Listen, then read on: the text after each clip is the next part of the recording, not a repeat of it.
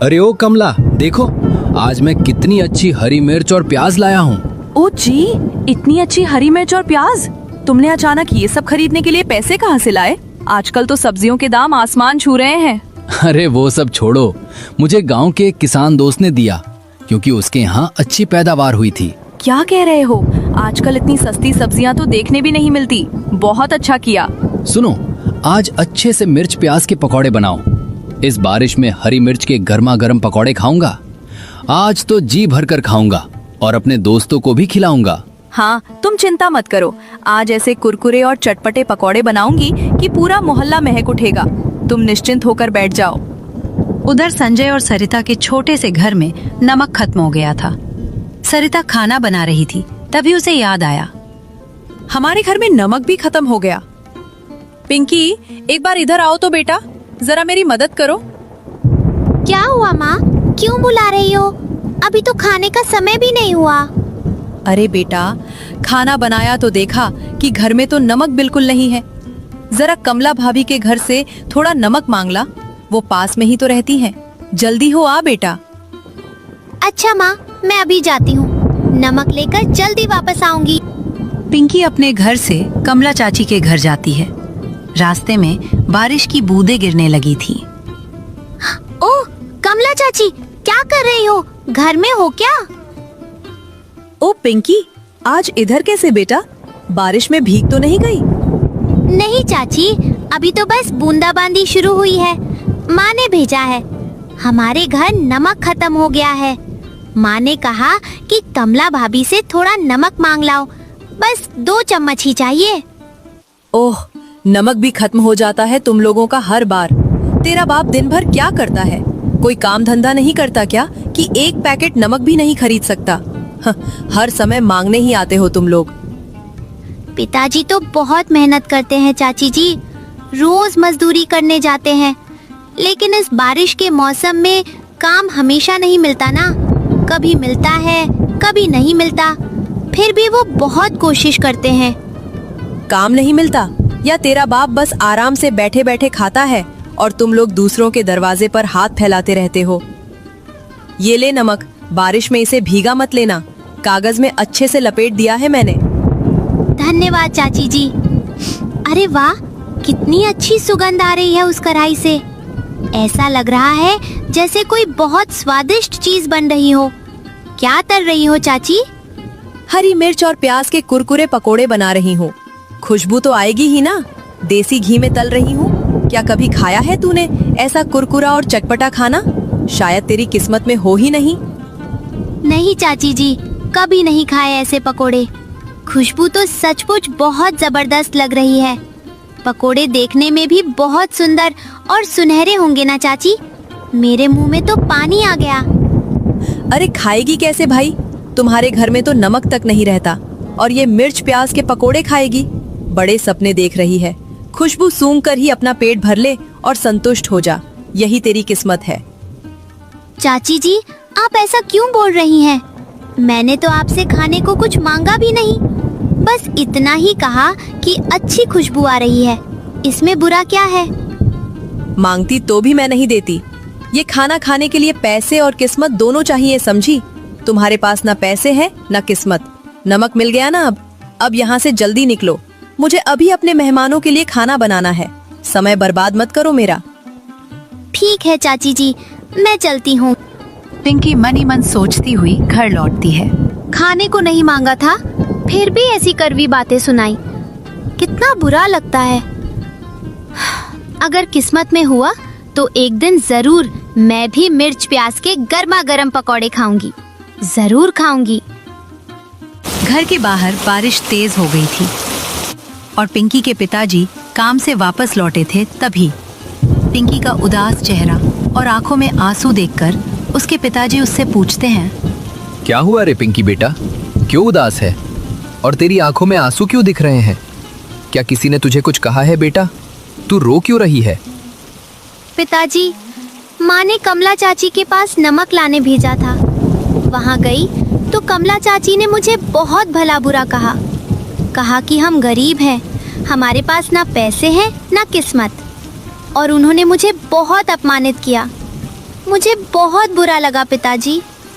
बेटा, लोगों की बातों पर ज्यादा ध्यान मत दे। उनके पास बहुत कुछ है, पैसे भी हैं, सुविधाएं भी हैं, इसलिए वे कभी कभी गरीबों के साथ ऐसा ही बर्ताव करते हैं। लेकिन तू निराश मत हो, तू आंखें पोंछ, मैं तेरे लिए कुछ खाना लाता हूँ। नहीं पिताजी, मुझे आज कुछ और नहीं चाहिए। कमला चाची ने आज मिर्च प्याज के पकौड़े बनाए हैं, उनकी खुशबू मैंने सूंघी है। आज मेरा बहुत पकौड़े खाने का मन कर रहा है पिताजी, बस एक बार खाने को मिल जाए प्लीज पिताजी। सरिता, सुन रही हो? मेरी बेटी कितनी उम्मीद और तड़प से कह रही है। मेरा दिल टूट रहा है ये सुनकर। क्या अपने घर में थोड़ा सा चने का आटा और कुछ मिर्च प्याज बचे होंगे? पिंकी के लिए कुछ जुगाड़ करनी होगी। तुम पागल हो गए हो क्या? घर में आज चावल दाल भी ठीक से नहीं है और तुम पकौड़े की बात कर रहे हो? कहाँ से लाओगे ये सब? तेल भी तो चाहिए होगा। पैसे कहाँ है हमारे पास? हमारे घर में कुछ क्यों नहीं है माँ? दूसरे बच्चों के पास सब कुछ है। कमला चाची ठीक ही तो कहती है, हमारी किस्मत में ये चटपटा खाना शायद कभी नहीं मिलने वाला। हम हमेशा गरीब ही रहेंगे। तू बिल्कुल मत रो बेटा, तेरा ये उदास और सूखा चेहरा मैं नहीं देख सकता। मेरी बेटी की आंखों में आंसू देखना मुझसे सहन नहीं होता। मैं अभी बाजार जा रहा हूँ, जैसे भी हो तेरे लिए व्यवस्था करके लाता हूँ, वादा रहा। अभी तो काम से आए थे, भीगे भी हुए हो, फिर इस बारिश में कहाँ जा रहे हो? छोटी बच्ची है, जिद तो करेगी ही, कल देख लेंगे ना। सरिता, अगर सिर्फ जिद होती तो मैं समझा देता, लेकिन उसके छोटे से कोमल हृदय को आज जो गहरी चोट पहुंची है, जो अपमान उसने सहा है, वो इन पकौड़ों के बिना ठीक नहीं होगी। और मैं एक पिता होते हुए अपनी बेटी का ये दुख नहीं देख सकता। मुझे जाना ही होगा। संजय छाता लेकर बाजार की ओर जाता है। बारिश तेज होती जा रही थी। थोड़ी देर में संजय बाजार पहुंच जाता है। बाजार एकदम सुनसान था। ये क्या हालत है? बाजार में तो परिंदा भी पर नहीं मार रहा, इतनी सुनसानी है। बारिश के कारण कोई दुकानदार या व्यापारी नहीं आया क्या आज? अब क्या करूं मैं? तभी संजय की नजर दूर एक कोने में एक बूढ़े सब्जी बेचने वाले पर पड़ती है। वो भीगा हुआ अपनी टोकरी के साथ बैठा था। अरे भाई, इस मूसलाधार बारिश में सब्जियां लेने आए हो? आओ आओ, बहुत कम लोग आए हैं आज। हाँ भाई, ज़रूरत बहुत ज़रूरी है। देखो, मेरी छोटी बेटी आज पकोड़े खाने की जिद कर रही है और रो रही है। उसे किसी ने बहुत अपमानित किया है। इस मिर्च और प्याज की क्या कीमत रखी है भाई? मुझे जल्दी चाहिए।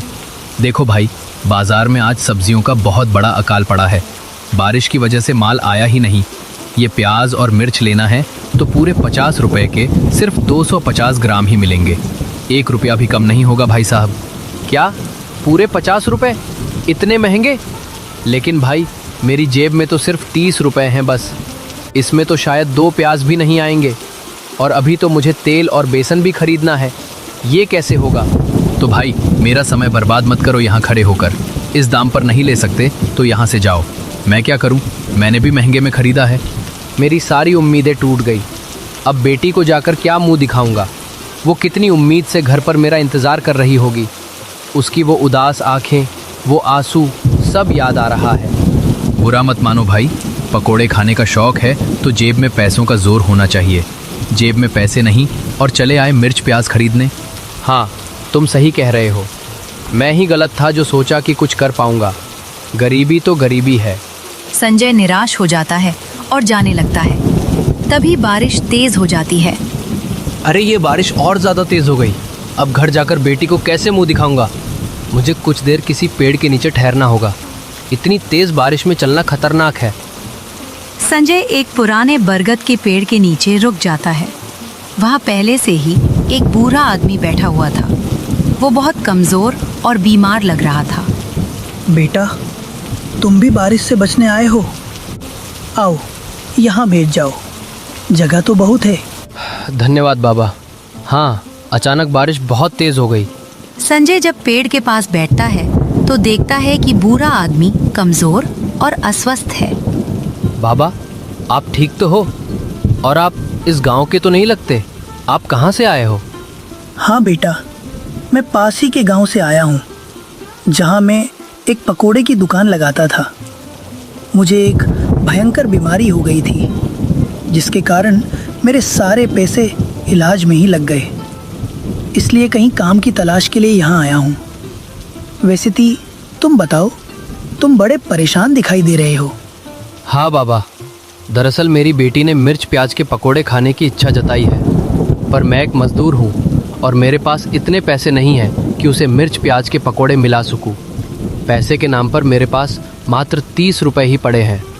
कोई बात नहीं बेटा, तुम इस 30 रुपए से थोड़ा बेसन और तेल ले आओ। आज मैं तुम्हें खिलाऊंगा पकोड़े। वैसे भी मैंने पिछले गांव में बहुत पकोड़े बनाए और बेचे हैं। बाबा, पर पकोड़े में डालने के लिए मिर्च और प्याज का इंतजाम कैसे करेंगे? बेटा, उसकी चिंता तुम मत करो। तुम पहले जाकर थोड़ा बेसन और तेल ले आओ। आगे का काम मैं संभाल लूंगा। संजय पास ही के किराना दुकान से थोड़ा बेसन और तेल लेने जाता है। बाबा, मैंने बेसन और तेल तो ले आया, पर अब सब्जियों का जुगाड़ कैसे करें? अरे बेटा, जब मैं अपने पुराने गांव में था तब वहाँ के लोग पकोड़े या सब्जी बनाने के लिए एक खास तरीके की पत्तियों का इस्तेमाल करते हैं, जिसकी मुझे अच्छे से पहचान है, जो कहीं भी आसपास झाड़ियाँ में मिल जाती है। आज हम उसी के पकोड़े बनाएंगे। देखना, तुम्हारी बेटी को ये बहुत पसंद आएंगे। अच्छा बाबा, तो चलिए, हमारे घर मेरी बेटी राह देख रही होगी मेरा। तब तक बारिश भी थम चुकी थी और फिर संजय और बाबा मिलकर घर जाने लगते हैं। तभी झाड़ियाँ के पास, बेटा ये देखो, ये सब खाने योग्य हैं और बहुत स्वादिष्ट भी होते हैं। लोग इन्हें पहचानते नहीं, इसलिए नजरअंदाज कर देते हैं।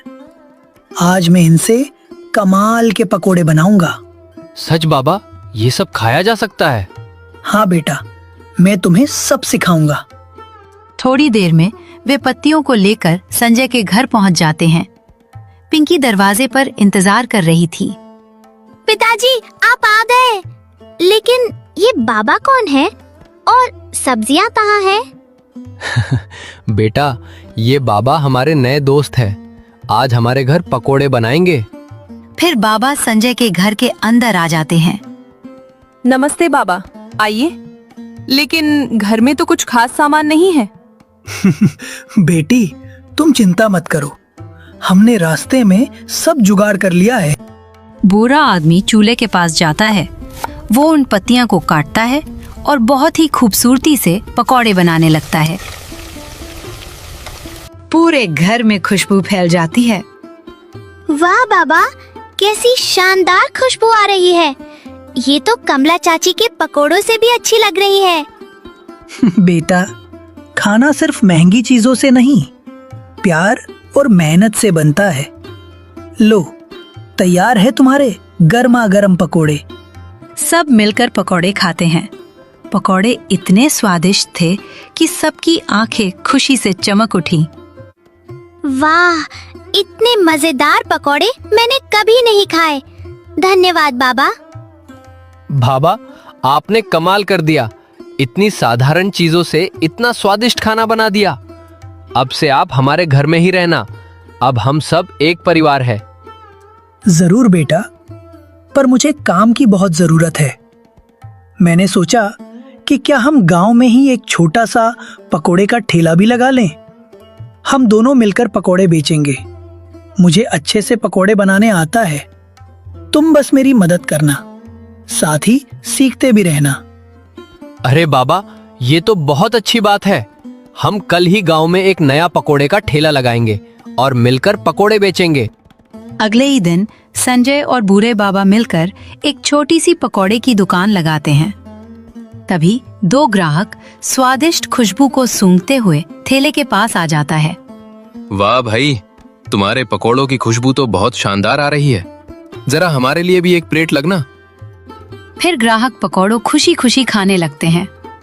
वाह भाई, कैसे कमाल के पकोड़े बनाते हो, इतने कुरकुरे और स्वादिष्ट। सच में पूरे गांव में ऐसे पकोड़े कहीं नहीं मिलते और दाम भी इतने कम। धन्यवाद भाई साहब, हम पूरी मेहनत और साफ सफाई से बनाते हैं। धीरे धीरे संजय का ठेला मशहूर हो गया। लोग दूर दूर से उनके पकोड़े खाने आने लगे। अब वह प्याज और मिर्च के भी पकौड़े बनाने लगे थे। एक दिन कमला और विक्रम भी उस ठेले के पास से गुजरते हैं। भीड़ देखकर वे रुक जाते हैं। अरे ये तो संजय का ठेला है।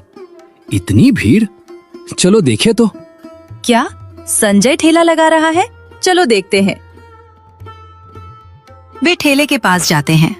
संजय उन्हें देखकर मुस्कुराता है। नमस्ते भाभी जी। नमस्ते भाई साहब। आइए पकोड़े खाइए। संजय, ये सब तुमने कब शुरू किया? अभी कुछ दिन पहले ही मैंने चालू है। आप बताइए, आपके लिए 1 प्लेट लगा दो। ठीक है, 1 प्लेट हमें भी दो, देखे कैसे बनाते हो। संजय गर्मा गर्म पकौड़े परोसता है। कमला और विक्रम पहला टुकड़ा खाते ही दंग रह जाते हैं। अरे वाह, ये तो बहुत ही स्वादिष्ट हैं। मैंने ऐसे पकौड़े कभी नहीं खाए। सच में संजय, बहुत बढ़िया बनाते हो। तुमने तो कमाल कर दिया। धन्यवाद भाई साहब, पर सारी कारीगरी बाबा जी की है। मैं तो बस मदद कर रहा हूँ। संजय, पिंकी, मुझे माफ कर देना बेटा। मैंने तुम्हारे साथ बहुत बुरा व्यवहार किया था। मुझे बहुत शर्म आ रही है। कोई बात नहीं चाची जी, वो बातें मैं भूल गई। आप हमारे पकोड़े खाइए और खुश रहिए। शाम का समय था। ठेले के चारों ओर गांव के लोग खड़े थे। सब हंसी खुशी पकौड़े खा रहे थे और संजय के चेहरे पर मुस्कान थी। और इस तरह संजय के ठेले पर हर शाम खुशियों का मेला लगने लगा। गरीबी से लड़कर मेहनत करके उन्होंने अपनी किस्मत खुद लिखी और पिंकी को वो पकौड़े मिल गए जिसकी उसे तलाश थी। ना सिर्फ पकौड़े, बल्कि खुशियों और सम्मान से भरी जिंदगी। कहानी का अंत खुशी खुशी होता है। सब हंसते मुस्कुराते पकौड़े खाते और संजय के परिवार को आशीर्वाद देते। यही है जिंदगी, मेहनत, ईमानदारी और दूसरों की मदद करने से भरी हुई। अंत भला तो सब भला।